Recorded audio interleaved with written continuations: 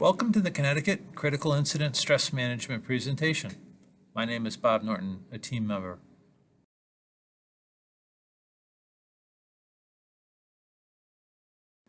For the next 10 minutes, we'll be reviewing stress and how it relates to critical incident stress, what crisis intervention, specifically critical incident stress management is, a bit about our parent organization, the International Critical Incident Stress Foundation, our group, the Connecticut Critical Incident Stress Management Team, and finally, where you can get more information.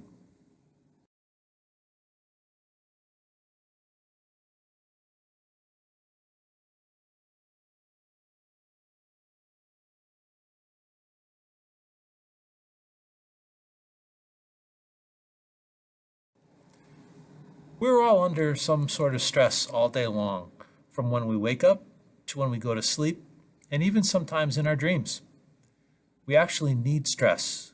Good stress or eustress motivates us to push harder on projects, physical activity, and to think quickly on our feet when we're confronted with a potential serious situation. If the stress is too intense or lasts too long, it can become debilitating. In other words, eustress can turn into distress. Stress adds up. For example, when we wake up and have difficulties at home in the morning, then experience various complications at work or school, all of these activities raise the amount of active stress within our bodies. If we encounter a significant incident along the way, that adds to the stress we're putting upon ourselves. Cortisol regulates the amount of stress reactions we are under. When operating normally, it helps us think quick, run fast, and be the best that we can be. When we're overloaded with cortisol, or it comes out at the wrong time of the day or night, our bodies react adversely.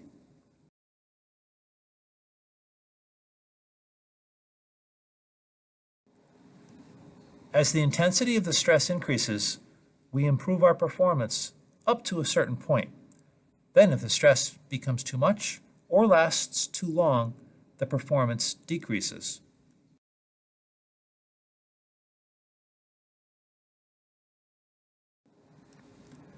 Critical incident stress is a specific reaction or reactions to a very bad incident.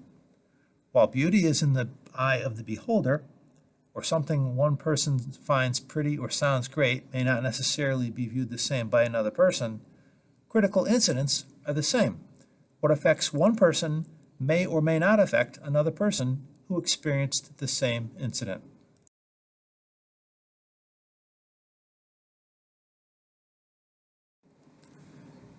Dr. Jeffrey Mitchell, one of the co-founders of the International Critical Incident Stress Foundation, developed a very simple definition.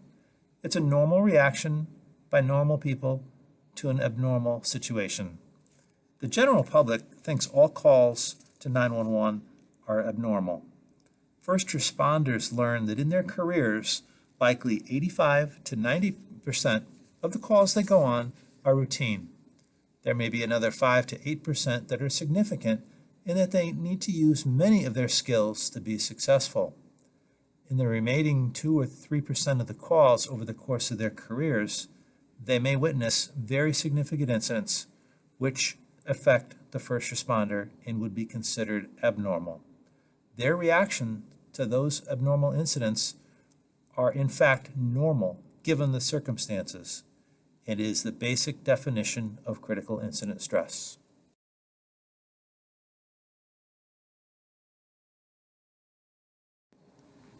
So what is a critical incident? Any situation that causes a strong reaction. Remember, it's the reaction that determines the response, not the incident. If someone has a strong reaction to what others may determine a less than traumatic incident, that person still needs support.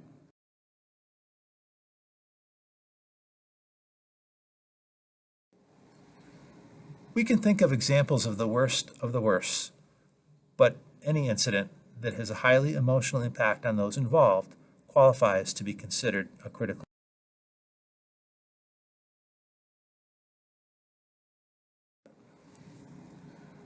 Our reactions can come in the form of physical, behavioral, or emotional responses.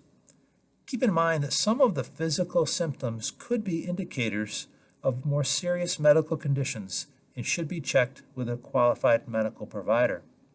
It is not uncommon for these reactions and symptoms to linger for days or even weeks. More than 4 weeks and additional support should be considered.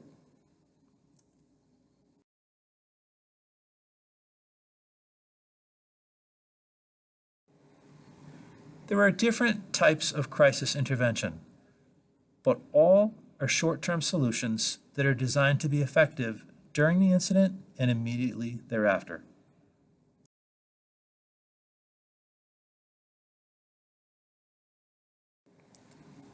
The goals of crisis intervention are simple: reduce tension, mobilize resources for the person in crisis, and restore people to adaptive function.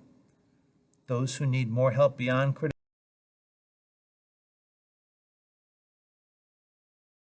incident stress management are referred to mental health professionals for additional care.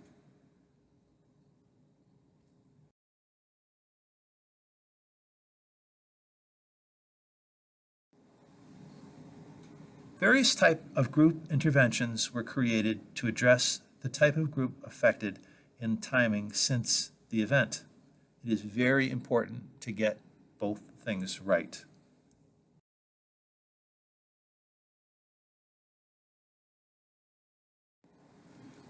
First responders are far more likely to discuss open issues with their peers than directly with mental health professionals. Critical incident stress management teams open the doors and are present with mental health professionals to obtain the best possible results.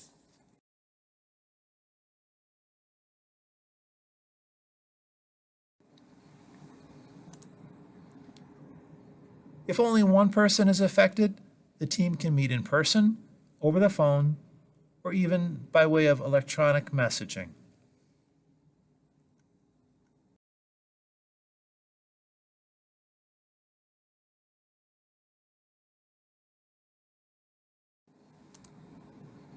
Various types of group interventions were created to address the type of group affected and the timing since the event took place.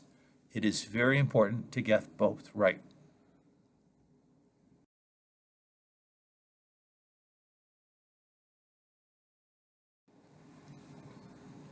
With origins dating back to World War I, the study of interventions post-traumatic incident have found to be effective when returning personnel to duty status. The ICISF concentrated on peer counseling using organized formal procedures designed to work with emergency services personnel. Once found to be the best option for this group, procedures expanded to individuals and groups involved in large-scale incidents. The United Nations uses the ICISF model worldwide when responding to disasters, man-made, as well as regions in conflict.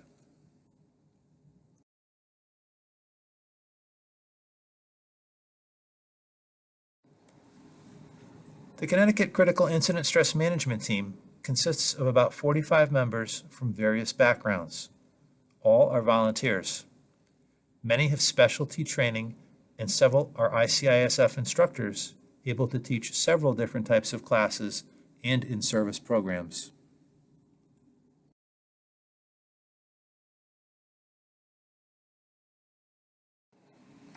The Connecticut team offers all types of responses contained in the Critical Incident Stress Management Program.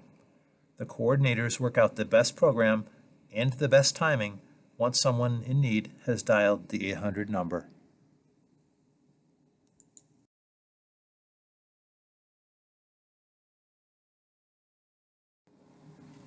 We operate on scene if it's a long incident, at first responder facilities, at other meeting venues, even over the phone or by way of electronic messaging.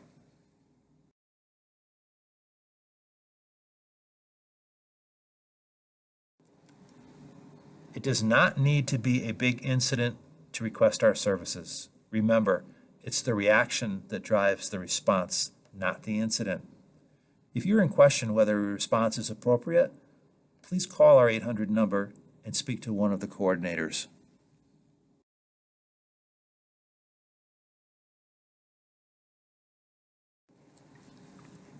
Classes are available to members of any first responder agency. The first is Assisting Individuals in Crisis. This 2-day program provides a firm understanding of critical incident stress management and gives students many tools to use in their respective organizations, as well as more comfort in knowing when to call the team for a larger response.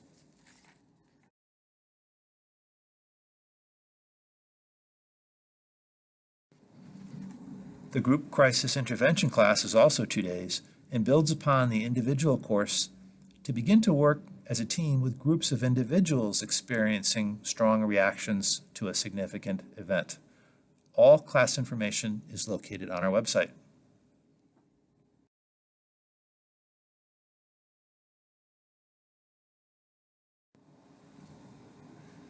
Feel free to visit our website at www.ctcism.org for additional information. I hope you've enjoyed our time together. Thank you for your interest in helping first responders stay safe.